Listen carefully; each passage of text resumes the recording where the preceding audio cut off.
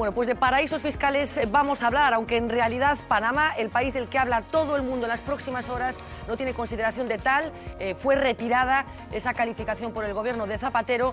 El que están viendo es el documento que tendrían que haber presentado todas las personas que crearon sociedades y que trasladaron dinero a esta empresa, ese despacho de abogados que en las últimas horas, como decía, se ha convertido en el foco de atención en todo el planeta. Miles de personas, miles de cuentas, cientos de las cuales pertenecen a españoles, entre los cuales hay gente de la realeza, gente del cine, gente del fútbol, en fin, una lista enorme que ya está siendo investigada por Hacienda y que parece indicar que el asunto de la evasión al fisco es una práctica absolutamente global. Julio Renacés, muy buenas noches. Buenas noches. Es así, las evasiones fiscales es una práctica global, hay una red, digamos, que involucra a personas de todas las condiciones y de todos los países, o de todas las condiciones no, pero de todos los países sí. Bueno, efectivamente no hay una red, desgraciadamente hay muchísimas redes, operan a través de todos los paraísos fiscales, que no es uno, hay varias docenas de paraísos fiscales y involucran a personas, desgraciadamente no de toda condición, sino que suelen ser personas adineradas, aunque cada día más, por la facilidad de acceso a estos paraísos, hay gente ya casi clase media alta, efectivamente media alta, lógicamente, porque hace falta un volumen importante, pero es una red, indudablemente. Esta filtración de todos estos documentos, habla de la mayor filtración de la historia del periodismo en relación con este asunto concreto. ¿Tú crees que va a ayudar a algo a modificar esta práctica o es un brindis al sol? Un gran brindis al sol, pero solo eso. Bien, pues yo sin duda pienso que va a ayudar bastante. Por una parte, va a concienciar a la sociedad del gran peligro de los paraísos fiscales, porque los técnicos llevamos años gritando los paraísos fiscales. Están ahí, remansan un 10% de la renta mundial al menos, y sin embargo no se está haciendo más que tímidos, timoratos diría yo, pasos pues para regularizarlos. Sin duda esto, el principal a ver qué va a traer es que vamos a concienciarnos del problema que tenemos delante. Bueno, pues vamos a hablar de este asunto, lógicamente, uno de los grandes escándalos de las últimas horas. Lo vamos a hacer también con Gonzalo Caballero. Muy buenas noches. Tiene la impresión, traslado la pregunta, de que esto es inevitable, la existencia de los paraísos, que forma parte de cómo entendemos el capitalismo. Nada es inevitable, pero esto no tiene fácil resolución ni en el corto ni en el medio plazo. Manuel Lago, muy buenas noches, boa noite.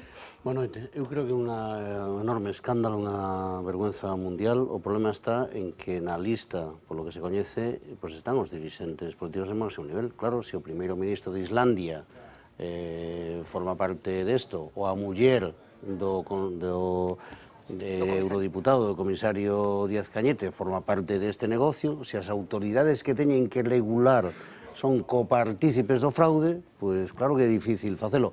A tarefa non vai ser dos cidadáns, a tarefa ten que ser dos cidadáns. Temos que ser enormemente exixentes, ¿no?, en que se le maten de unha vez os paraísos fiscales. A batalla da fiscalidade, no que os paraísos teñen unha peza central, é a batalla polo estado do benestar. Xoan Vascuas, moi boa noite. Primeira impresión, tes a sensación de que é inevitable? Bueno, inevitable non ten por que selo. É certo que isto é difícil poñerlle couto, pero, dende logo, está en mans de quen asuma no futuro responsabilidades políticas non só en cada seu país, sino no marco das instancias internacionais. Quero mencionar unha reflexión ao respecto de que no mesmo día no que se lle pon portas a quen fuxe da guerra, resulta que nos enteramos dunha masiva fuxida de capitais e prácticamente invasión de impostos. Bueno, portas a quen lle fuxe, non, directamente se lle pon ferris para trasladalos a Turquía. A mesma xente que estaba morrendo afogada no Mediterráneo, finalmente hai un ferri para trasladalos. É un contraste brutal, ¿no? Efectivamente. Francisco Espiñeira, moi buenas noches. Hola, buenas noches. ¿Estás avergonzado como todo el mundo o...? Yo creo que es intentar ponerle puertas al campo, porque el que tiene dinero siempre encontrará la mejor manera de evitar pagar los impuestos que le corresponda. Hay que decir que salir en esa lista no significa haber cometido un delito. Lo que hay que acreditar ahora las distintas entidades, y lo que ha dicho la Agencia Tributaria Española es que hay que intentar demostrarlo, porque se multará con un 150% total del dinero que se pueda acreditar que está allí depositado. O sea que de momento hay que también conceder la presunción de inocencia a mucha de esa gente. Y yo creo que el rey de Arabia Saudita, por ejemplo, que está en la lista de los tenedores de cuentas en Panamá, vamos, pero en realidad las suyas están en las Islas Vírgenes, en realidad lo que hizo fue domiciliar allí para comprar 2 pisos en Londres, y creo que va a pagar exactamente los mismos impuestos en Panamá que en Arabia Saudí. Bueno, veíamos efectivamente, no tiene que ver tener cuentas allí, otra cosa es que nos sugiera algún tipo de reprobación de la naturaleza que sea, y otra cosa es que sea ilegal, porque veíamos al principio ese documento, el famoso modelo 720, que en teoría es el que tendrían que presentar las personas que tienen cuentas allí para regularizar su situación con Hacienda. Vamos a conocer algunos de los nombres, como se ha deslizado en las últimas horas. La lista es prácticamente infinita. seguramente habrá nombres que continúen saliendo en las próximas horas, dirigentes mundiales, futbolistas como Messi, cineastas como Pedro Almodóvar y hasta la tía del actual rey. Queda proclamado 19 de junio de 2014. Don Felipe de Borbón y Grecia. Felipe VI asume el trono de España. En la tribuna atenta a su tía Pilar, la hermana del rey Juan Carlos. 5 días después de esto, Pilar de Borbón cerró su sociedad en Panamá, delantera financiera que existió 40 años, prácticamente lo mismo que el reinado de su hermano. Pilar de Borbón y Borbón fundó su sociedad en 1974, un mes después de que Juan Carlos I asumiera la jefatura interina del Estado por enfermedad de Franco. La cantidad de dinero que movió es una incógnita. Tampoco se sabe si lo declaró al fisco. No tengo ni idea de lo que pasa y de lo que está pasando. El 13 de junio de 2013 no fue un buen día para Leo Messi. Era el día después de que se hiciera pública la evasión de más de 4 millones de euros. Ese día, Messi y su padre iniciaron los trámites para adquirir Megastar Enterprises, otra sociedad en Panamá que 3 años después sigue abierta. Como en el resto de los casos, no se saben cantidades ni si Messi esta vez lo declaró a Hacienda. Lo que sí se conoce es la intención de los Messi de denunciar al consorcio de periodistas que ha destapado los papeles. Más fútbol en los papeles de Panamá. La Real Sociedad aparece por haber pagado a 7 jugadores a través de sociedades en paraísos fiscales entre 2000 y 2008. El más conocido, la estrella serbia Kovačević. A estas horas, el único político español relacionado con los papeles es el exministro Miguel Arias Cañete. Su nombre no aparece. El de su mujer, Micaela Domecq, sí que está junto a otros 11 miembros de su poderosa familia. Los 12 figuran como apoderados de Rinconada Investments, otra firma en Panamá que, según los Domecq, dejó de estar activa en el año 2010. Todo sale de Mossack Fonseca, bufete especializado en crear sociedades offshore. También los Almodóvar recurrieron a ellos 3 años después de llegar a lo más alto con sus mujeres al borde de un ataque de nervios, Atame o Tacones Lejanos. Los hermanos se pusieron al frente de Glen Valley en marzo del 91 y la mantuvieron hasta noviembre del 94. Se sabe que el capital inicial fue de $50.000 y que los Almodóvar tenían capacidad de gestión absoluta. Ellos ya han reaccionado, dicen que están al corriente de todas sus obligaciones tributarias.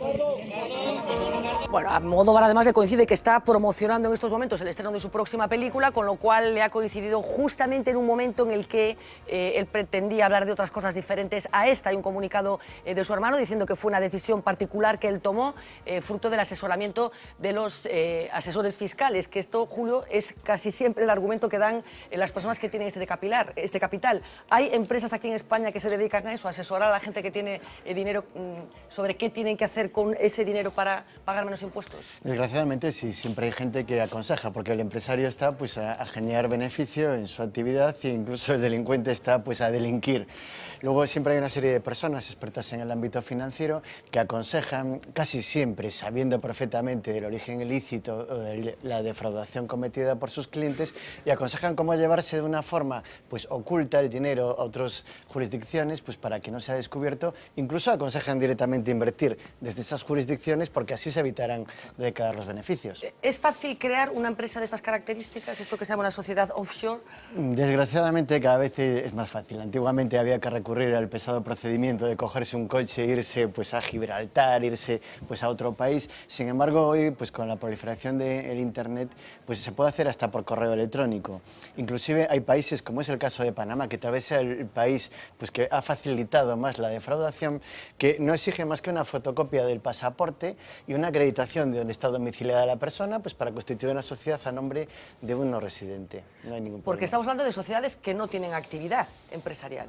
Bueno, aquí puede haber de todo. Con carácter general no suelen tener carácter empresarial. ¿Por qué? Porque son empresas que se dedican a remansar allí beneficios. No obstante, muchas de ellas simulan una actividad empresarial, porque lo que suelen utilizar son contratos pues subrepticios y falsos, de tal forma que yo, si quiero mandar mi dinero pues al paraíso fiscal, lo que hago es que si disimulo que esa empresa del paraíso fiscal me ha prestado un servicio inexistente y además que me lo presta mi empresa a mí mismo. Claro, pero que Y dice que no entonces aporta le nada pago a la... y me llevo el dinero legalmente. Pero que dice que no aporta nada a la economía productiva, este tipo de sociedades. No suelen aportar nada a la economía productiva, porque es que allí lo único que tienen simplemente pues, es un staff financiero que gestiona pues, las acciones o gestiona las inversiones exclusivamente. ¿Es un mal endémico en todos los países o hay algún país que tiene esto especialmente controlado y que consigue que la evasión de capitales a paraísos fiscales sea anecdótica? Bueno, tal vez el país que más ha luchado contra esto es Estados Unidos. Estados Unidos tiene disposiciones muy severas con los paraísos fiscales y de alguna forma ha luchado contra países de secreto bancario. Pues por ejemplo, se puede decir que hoy Suiza está desmontando el secreto bancario porque no daba información a las entidades públicas norteamericanas y los norteamericanos reaccionaron contra esa opacidad. ¿Cómo reaccionaron? Reaccionaron sancionando, básicamente, y multando, porque a partir de, sobre todo... Pues, a sus ciudadanos, supongo. No, a las entidades financieras que estaban residenciadas en Estados Unidos y que no daban esa información, en concreto a las filiales de los bancos suizos. ¿Y eso cuándo se produce? Pues se produce después del atentado de las Torres Gemelas, porque se dan cuenta de un hecho pues, muy intenso y desagradable, que es que el mismo cauce que sirve para mover el dinero negro, sirve para mover el dinero del terrorismo. Entonces, a partir de ese momento dicen, aquí hay que darle transparencia, vamos a investigar, y el que ponga cualquier tipo de problema, como ese secreto bancario, y las sucursales de los bancos suizos lo pusieron, pues vamos a sancionarles duramente por estar detrás de ¿qué? De una defraudación o de un delito, que es el que se utiliza para coger y depositar en esas cuentas bancarias el dinero. Que la falta de control sobre ese dinero es lo que facilita que también, aparte de representar un problema fiscal para los países de origen del dinero, es bueno, pues el capital que básicamente financia actividades ilegales. Hablabas antes del terrorismo, pero supongo que también el tráfico de drogas, etcétera, etcétera, sí, a nivel mundial. Exacto, sin duda. El gran problema está que el dinero que se mete en un paraíso fiscal para ser ocultado no solamente es de la defraudación, que incluso podría ser una pequeña parte, sino del delito. Claro. Ahí es donde surge uno de los grandes problemas de nuestra sociedad. ¿Qué es un paraíso fiscal? Porque decía antes que, si la información no me falla, Zapatero retiró a Panamá de la lista de paraísos fiscales y en estos momentos no tiene consideración de tal. Exacto. Yo no sé si hizo bien Zapatero haciendo esto. Bueno, sí que hizo bien, porque Zapatero pretendía solucionar un problema, que es que Panamá estaba haciendo un canal, estaba modificando su canal, ¿sí? Y había muchísimas empresas constructoras españolas, que son de las mejores del mundo, que estaban participando en la construcción del canal. Por tanto, si Panamá era un paraíso fiscal, cualquier movimiento de esas empresas pues, para llevar mercancías, pues para cobrar, se le aplicarían las normas anti-ilusión y las dificultaría enormemente. Por lo tanto, pues se levantó el problema de la consideración de paraíso fiscal y simultáneamente Panamá accedió a firmar un convenio de intercambio de información, con lo cual todos ganamos. Claro, pero parece que no se estaba ejecutando de una forma correcta a la vista de lo que estamos sabiendo. Sí, es que ese es el gran problema que tienen los convenios de intercambio de información, ¿no? Que los convenios que se están haciendo hasta el año 2014 en concreto, eran convenios de intercambio de información a demanda, de tal forma que si España necesita obtener información de Panamá, se la solicita individualmente, con una serie de requisitos que son muy estrictos. Debemos identificar para qué la queremos, debemos identificar a quién. Lo sabemos, por ejemplo, con Bárcenas, cuando se le pide información concreta de las cuentas de Luis Bárcenas. Muy buen ejemplo. Entonces eso da pie pues, a muchas suspicacias, a que nos digan que no. Incluso pues, demora mucho los procedimientos. Desde el 2014 el estándar internacional se está modificando. Hubo una declaración en Berlín en la cual un medio centenar de países, sobre 50 países que se han ido sumando más países, se han comprometido a hacer un intercambio automático. Ahí sí, porque ese intercambio se realiza todos los años, se da toda la información del año anterior y ahí sí que tenemos un conocimiento, porque tenemos toda la base de datos. Y los países nos la han dado y ya la podemos utilizar. En cambio, en otros países, como puede ser el caso de Panamá, no se pueden saber, hay que pedirlos. Y además con dos limitaciones. Panamá tiene un secreto bancario terrible, que no son tantos el secreto bancario, sino que hay un determinado tipo de sociedad en la cual las acciones son al portador. Luego, por tanto, es imposible determinar quién es el titular de esas acciones porque es el mero detentador de esas acciones. Con lo cual, nos podemos volver micos pidiendo información de contribuyentes y si esos contribuyentes tienen acciones al portador, pues jamás sabremos la identidad de ellos. Bueno, decía Julio Hernández que en estos momentos, fruto de la informática, es sencillísimo constituir una sociedad de estas características, tan sencillo que casi Uxía Rodríguez ha sido capaz de constituir hoy mismo mismo una. Casi, Cuéntanos. casi. Parecía bastante sencillo porque hoy, como decíamos, volvemos a tener que hablar de esos paraísos fiscales y de esas sociedades offshore. El último escándalo que veíamos, de esas revelaciones, de esos papeles de Panamá, nos hacen ver lo fácil que son algunas cosas tan complejas en realidad. Para entender esto vamos a comenzar por el principio básico, explicando qué es una sociedad offshore, de la que tanto estamos hablando en las últimas horas, porque en realidad es una empresa que se crea en un país, normalmente en un paraíso fiscal, en el que no realiza ninguna actividad económica. El objetivo, pues es bastante sencillo: aprovecharse de las ventajas fiscales y sobre todo de esa confidencialidad, la privacidad que nos ofrecen. La otra gran pregunta de estas horas es si son legales, y la respuesta es sí, pero siempre y cuando el beneficiario declare esa sociedad a las autoridades fiscales del país en el que realmente reside. ¿Cómo llegamos hasta aquí? Pues vamos a ir por pasos. El primero es sencillo: tenemos que tener dinero que queramos ocultar al fisco de nuestro país. Segundo, en este caso, es crear esa sociedad offshore. Hablamos de Panamá, así que la crearemos allí. Para ello tenemos varios caminos. Podemos ir nosotros físicamente viajando hasta allí, o lo más normal, y es que podemos contactar con un agente local o un abogado que se ocupará de todo. Fácil, rápido y bastante barato. Cualquiera puede tener una sociedad offshore. De hecho, hay multitud de páginas en Internet que ofrecen sus servicios y que hasta publican sus tarifas. Por ejemplo, en esta que ven, tarifas para una empresa en Panamá, pues ya lo ven, 990 euros. ¿Qué nos incluyen en esos 990 euros? Pues todo: el certificado de inscripción, los estatutos, la sede social, las licencias de actividad y la disponibilidad incluso de un agente residente y un gestor en exclusiva para nosotros. Después, lo que nos dicen en esta página es que tendremos que pagar otros 790 euros anuales por todo el mantenimiento de esta sociedad. Además, en esta página que hemos encontrado, pues nos ofrecen muchos otros servicios adicionales, un montón. Te buscan, por ejemplo, lo que llaman un director mandatario o un accionista por tan solo 350 euros. Dicen que así lo que hacen es garantizar el grado más alto de confidencialidad.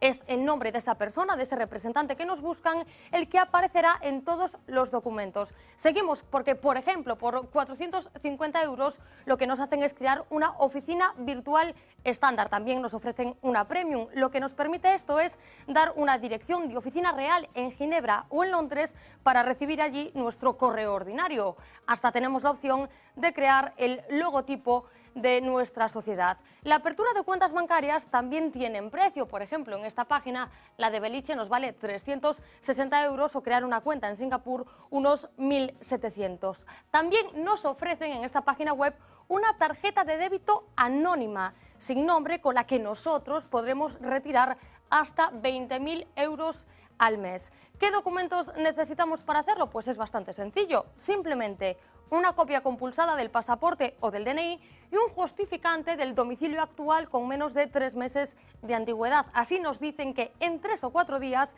esa sociedad ya estará lista. ¿Cómo llevamos o trasladamos nuestro dinero hasta ahí, hasta nuestra nueva sociedad? Porque eso de los maletines cargados de billetes ya no es lo habitual. Es tan fácil como hacer una simple transferencia bancaria. Muchas veces se justifica a través de contratos simulados. El último paso es mover ese dinero, porque si creamos esa sociedad offshore es porque queremos una materialización del efectivo, porque queremos disfrutarlo, para que nos entendamos. Para ello, ¿qué hacemos? Pues crear un entramado mayor. Eso es lo que hacen ellos. Esa sociedad en Panamá crea otra en Suiza, esa otra en Estados Unidos, y es esa de Estados Unidos la que, por ejemplo, compra un chalet de lujo aquí en España, o incluso bonos del Tesoro en nuestro país. Es muy difícil, casi imposible, llegar a nosotros, al dueño real de ese dinero, que es el que se controla todo. Bueno, pues creo que el mecanismo está perfectamente explicado por parte de Uxía. ¿Le damos el aprobado, Julio? Perfectamente explicado. escrito dramáticamente. Sí. Solo 3 matices. Sí. Decía Julio Ramsés antes que Estados Unidos había combatido este tipo de cuentas. Bueno, se habrá combatido muy bien, pero hay que recordar que uno de los casos que ha azotado la política española en los últimos tiempos tiene que ver con Rudy Wallner, que es un testaferro domiciliado en Alabama, creo que es, Estados Unidos, que es el que le ha comprado supuestamente el apartamento a Ignacio González, el expresidente de la Comunidad de Madrid.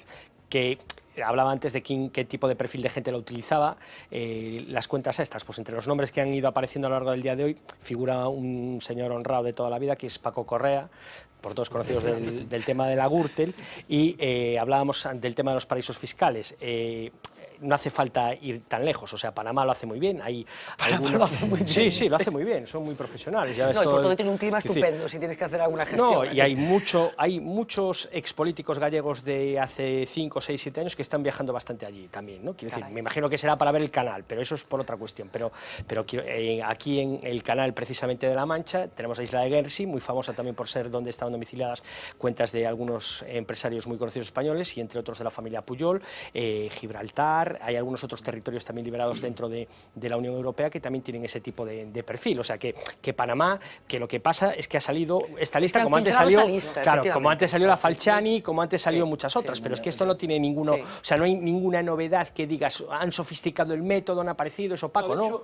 Yo creo que es importante para dar una contextualización brevemente. Es decir, primero, todo lo que está apareciendo es de una perspectiva temporal muy larga, es decir, de décadas. De hecho, habrá que ver luego hasta qué punto esto no están muchas cosas prescritas. Es decir, que eso alguna se remonta como... Almodóvar acababa de estrenar Mujeres a bordo de un ataque de nervios. Y la reina acababan de coronar. No, es 40 años estuvo desde el año 70 y algo.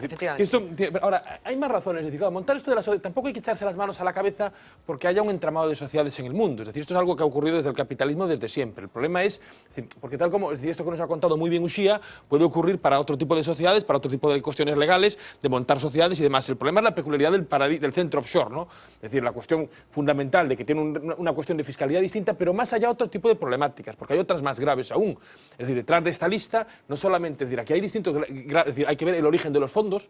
Muchos fondos que acaban en estos sitios acaban siendo, vienen es decir, desde Al-Assad, los primos de Al-Assad, desde la corrupción, el terrorismo, las tráficas. Esto es una cuestión muy importante. Ahí es donde más se acuerdan. Lo que decía, el origen y el destino, las dos cosas. Yo decía, no hay muchos cambios, es muy inevitable. ¿Por qué? Porque cuando más se pudo luchar contra esto es cuando se produjo la gran crisis económica de los últimos años, cuando parecía que todo estaba encauzado, había una demanda de esto, vamos a frenarlo, con liderazgo político detrás, social, con demanda, con una situación económica, y al final ha ido pasando la crisis y se ha hecho poco. Se ha avanzado bastante en las cuestiones delictivas, es decir, en los grandes delitos de armas, es decir, ahí se está avanzando bastante, porque a partir de los acuerdos del G20... ¿Cómo puedes obligar a un Estado soberano a que renuncie a parte de su soberanía, que además es, por ejemplo, en el caso de Gibraltar y de muchos otros países, Madeira, que es que no hace falta ir tan lejos, que estamos hablando de territorios de la Comunidad Europea? Es muy difícil ¿Cómo les puedes obligar a renunciar a su soberanía y a parte de sus ingresos? Es muy difícil hacerlo, pero hay mecanismos de presión para poder hacerlo, justamente, porque al final, es decir, el que está en el origen del fondo tiene que buscar que sus fondos estén ahí. Entonces, yo lo que quería decir es que más allá de la cuestión fiscal hay una cuestión... empresas de Belice eres capaz de decirme?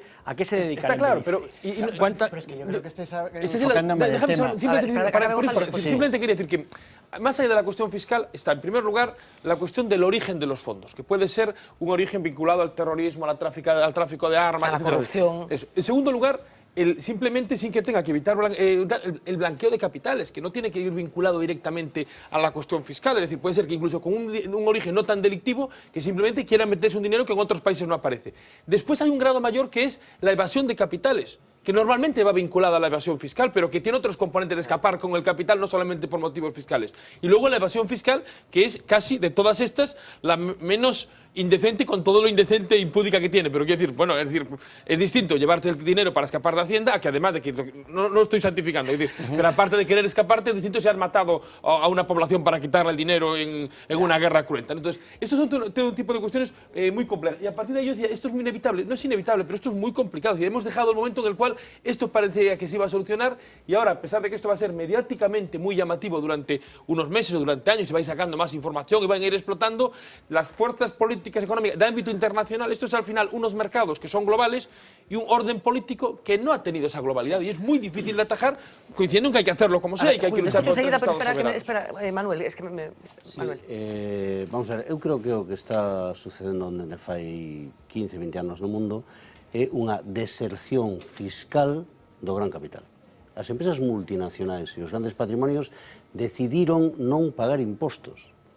E para facer iso, teñen construído un artefacto no cal os paraísos fiscais xogan un papel fundamental, que é moi difícil de desentrañar. Eu estou totalmente de acordo con Gonzalo. Vou poñer un exemplo.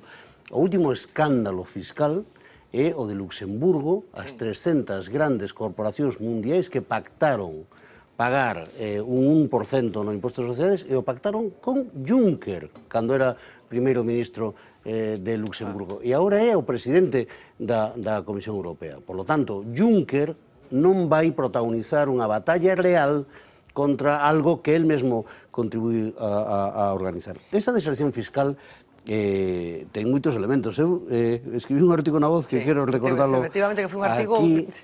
Claro, ese famoso portal de Centreville Road en Wilmington, unha pequena cidade de Delaware, o paraíso fiscal de Estados Unidos. Ali, nun edificio que se pode ver en Google, que é un baixo, están domiciliadas 6.500 empresas multinacionais. Delas, 80 empresas españolas que pertenecen ás empresas do IBEX 35. En este momento que vamos a facer a declaración, a liquidar a nosa relación do IRPF facendo a declaración, deberíamos ser conscientes desos. Deberíamos ser conscientes que 34 das 35 empresas do IBEX, por lo tanto, todas, teñen unha empresa en Wilmington que non se dedica a nada que non sexa a facer inxeniería fiscal. O problema é gravísimo. Antes, la Meseso dixo, é tan grave que, impulsado por Estados Unidos, a OCDE estuvo durante 2 ou 3 anos traballando nunha cousa que nas siglas en inglés se chaman BEPS, que é a loita contra a erosión das bases fiscais e o viaxe dos beneficios. As empresas multinacionais agochan unha parte moi importante dos seus beneficios, da base imponible do seu imposto, a través de triangularizar as súas operacións con outros países. E logo derivan os beneficios, no caso europeo, a Irlanda. Irlanda é un paraíso fiscal, porque ten un tipo impositivo do imposto de sociedades de 12,5%. Por lo tanto, hai grandes empresas españolas, non vou citala, mesmo galegas, que teñen domiciliado unha parte fiscal da súa actividade en Irlanda, para aplicar un tipo impositivo que é dumping fiscal. E le mato dicindo unha cousa. Merkel foi quen de baixarlle as pensións aos griegos, de reducir as prestacións por desemprego en España, de acabar cas caixas de aforros.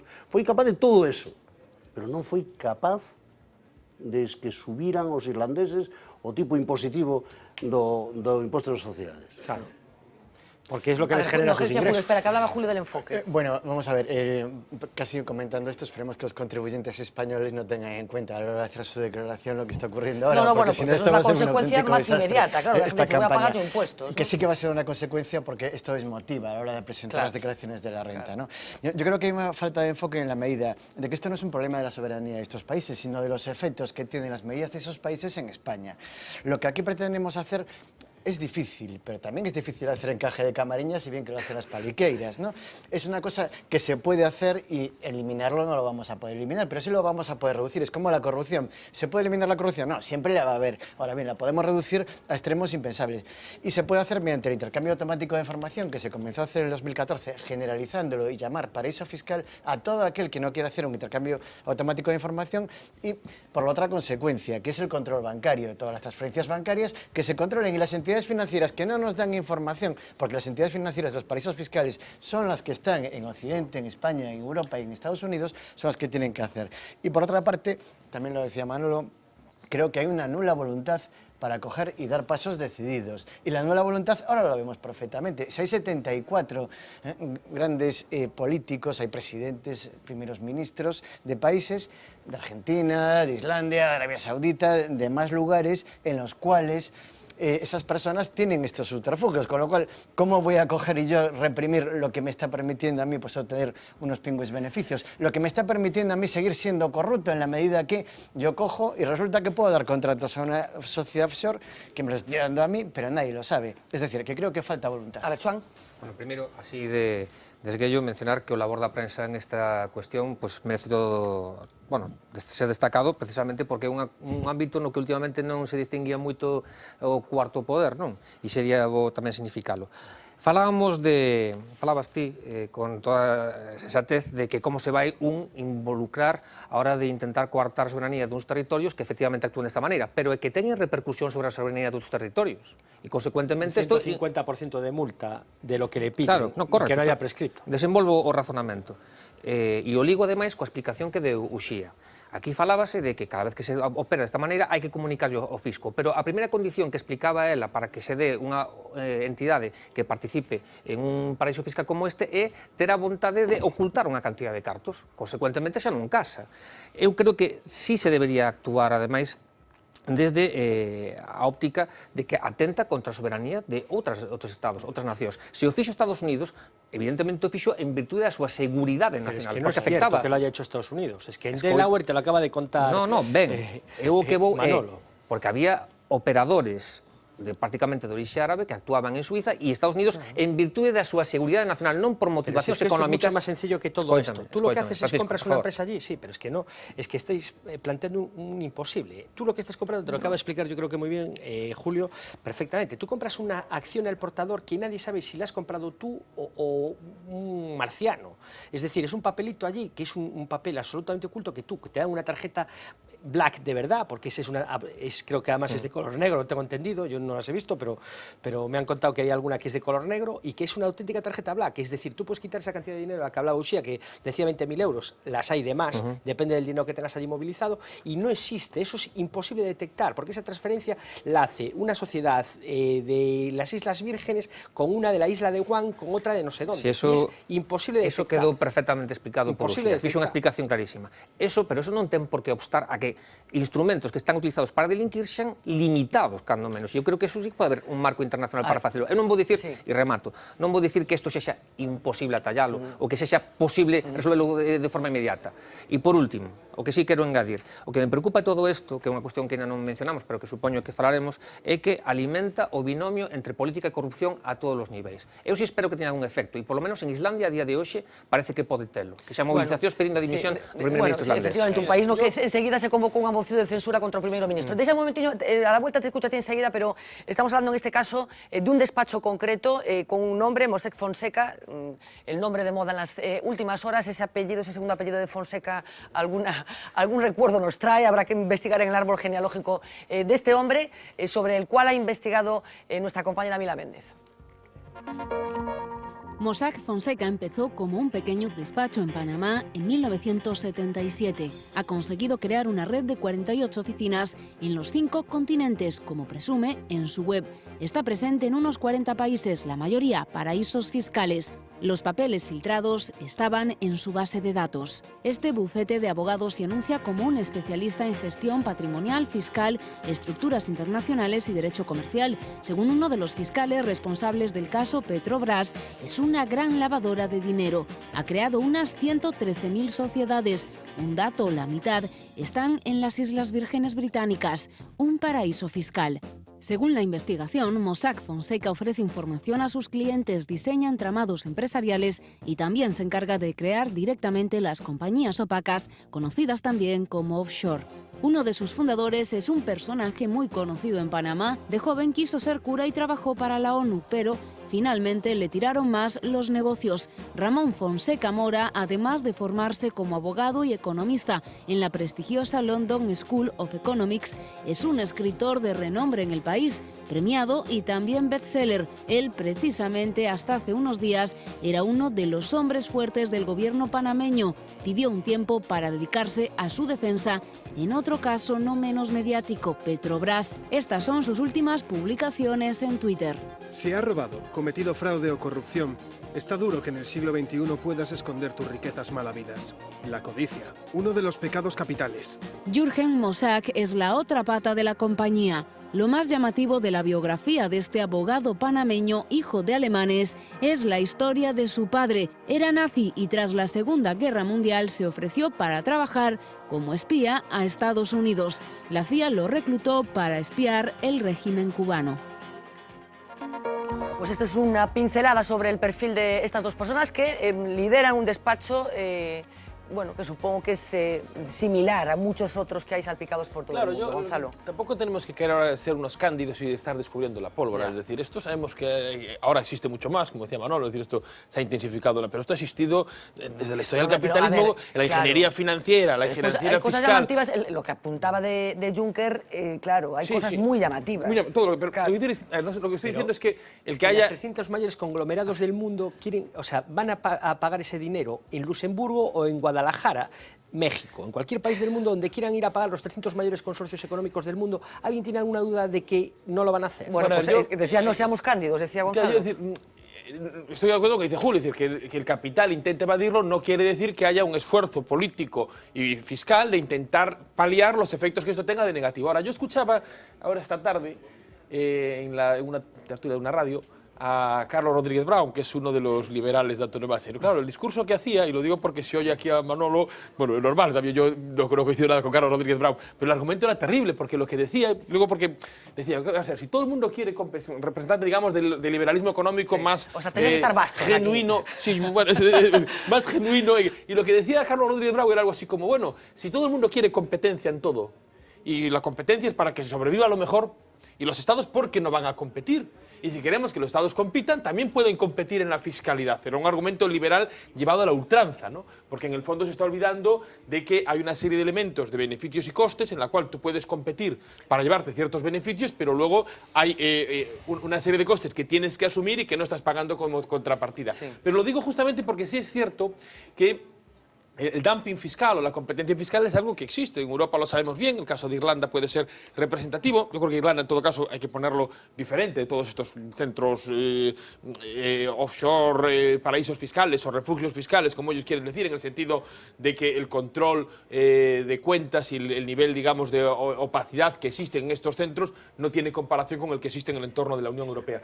Pero en esta perspectiva, yo creo que más allá de la cuestión política, más allá de que haya un político importante, porque si Putin, que si el presidente de Ucrania, que si los parientes de Assad... Putin no, los amigos de Putin. Los amigos, el entorno de Putin, vale. No los amigos y los asesores de Putin, que bueno, pueden ser simplemente ellos o más bien testaferros de, ¿no?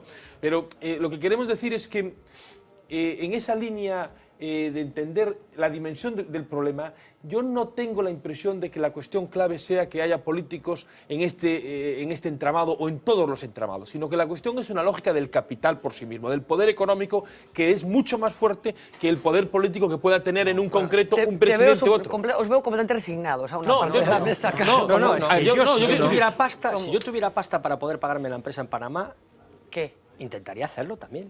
Hombre, claro. ¿Por qué no lo voy a intentar? Yo claro, pero es que el que tiene... que ponerlo, es que estamos mezclando cosas muy distintas. Vamos a ver.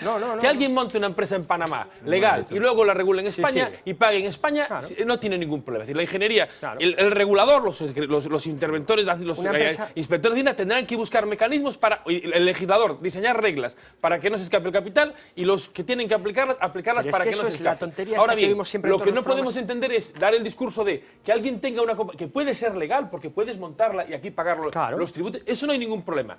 El problema, estamos diciendo, es que esto es una práctica generalizada para escapar con fondos del control de las leyes, escapar con fondos del control de los fiscales, y que el efecto de todo esto es perverso. Es una lógica de acumulación del capitalismo desorbitada, que además no nos lleva a nada, porque al final este nivel de capitalismo controlado por élites económicas, más allá de las élites políticas, aunque haya connivencia, es decir, el poder del capital, los grandes capitales persisten durante décadas, durante siglos, y esto va a seguir persistiendo al margen de quien sea, incluso Putin, que mira que lleva décadas lejos de persistir, es un factor aleatorio. Lejos de persistir, parece que cada día se sofistica un poco más. Y se seguirá sofisticando en la medida en que no haya un regulador central, un poder político central a la altura de los mercados centrales. Tenemos mercados centrales y estados nacionales. Tres o cuatro ideas. Primeiro, contestando algo a Fran Espiñeira, todos estos circuitos funcionan utilizando las sedes centrales dos grandes bancos mundiales. Quer dizer que isto non é un chiringuito dun señor, donde o fluxo dos cartos se fai no HSBC. E este, cando vas ao HSBC, que che dá a tarxeta do sinvergüenza Fonseca. Quer dizer que eso se fai así. Cando vas a retirar os 20.000 euros, o faz nun caixeiro dunha gran entidade financiera, non? E aí é posible controlar. Segundo, eu falaba antes da batalla fiscal. o que... Pero tú apelas a unha especie de compromiso individual de buenos ciudadanos que... No, da movilización e da loita da xente para impedir o expolio fiscal. Bueno, pero xente que o mellor se estivera en condicións de facelo faría o mesmo, quero dicir, ti, claro. Pero los mismos que no pagamos el IVA de la factura del... Deixa que lo diga, vamos a ver. Durante as épocas, as 3 décadas doradas do capitalismo, os empresarios, as empresas, os grandes patrimonios no mundo pagaban impostos. E iso permitiu un pacto social. E permitiu constituir sociedades xustas, no que unha fiscalidade progresiva que iba sobre as grandes rentas permitía obter recursos que permitían financiar o estado de benestar. Que leva sucedendo dende Margaret Thatcher e Reagan e cada vez é máis forte? Que os beneficios empresariais apenas tributan e que os grandes patrimonios apenas tributan. E toda a tributación é sobre os asalariados e, por lo tanto, se produce unha redistribución. Levanto con un dato porque é oficial do Ministerio de Facenda. En España, no ano 2014, que é o último dato que existe, o tipo impositivo do imposto de sociedades para as empresas grandes, os grupos que consolidan, era do 30%. O tipo efectivo, real, polo que tributaban os grandes grupos, foi do 3,8%, porque non tributan. E remato para falar ben dunha empresa do país, dos 18.000 millóns de euros que se recaudaron por impostos sociais, aí 20.000 porque se desplomou a recaudación, 1.000 millóns son de Inditex. Inditex aporta o 8% de toda a recaudación fiscal que se produce en España. Bueno, déjame, dos puntos de vista distintos. Tenemos que hacer una pausa publicitaria que va a ser muy breve y enseguida retomamos este asunto apasionante que hoy ha venido a nuestras vidas.